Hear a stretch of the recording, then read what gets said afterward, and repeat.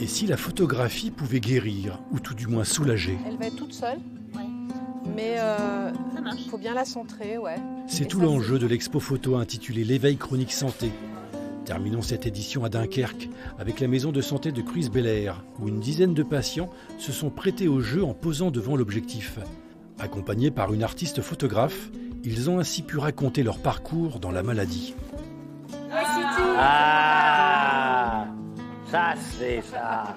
Ah, ça c'est moi ça. Pour Alphonse, cette photo n'est pas qu'un simple bout de papier. C'est l'un des plus beaux jours de sa vie, immortalisé grâce à cette exposition photo.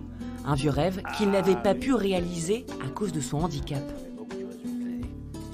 Beaucoup de choses que j'ai attendu 25 ans pour remonter sur un cheval.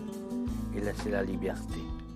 L'aboutissement de 4 semaines de travail en groupe qui l'ont métamorphosé. C'est bien aussi. Je ne parlais pas beaucoup avec les gens. J'étais un peu renfermé. Et maintenant, je suis libre. Je ne suis plus renfermé. J'ai plus de force, tu vois. En moi, j'ai envie de faire tout. Et j'ai pris ma décision. Je vais faire des prothèses. Rééducation nouveau, des prothèses. Et j'ai l'intention de remonter au cheval.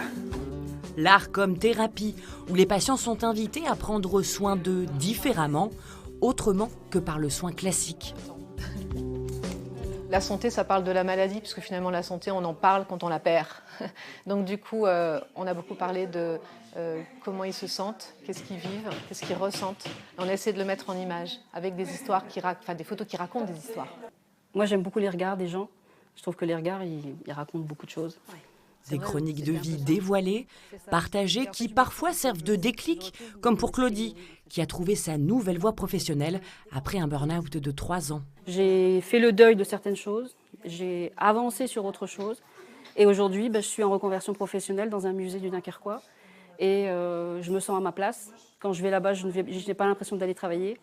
J'ai rencontré des gens formidables, merveilleux ici, qui ont aussi su écouter ce parcours, et c'est vraiment porteur.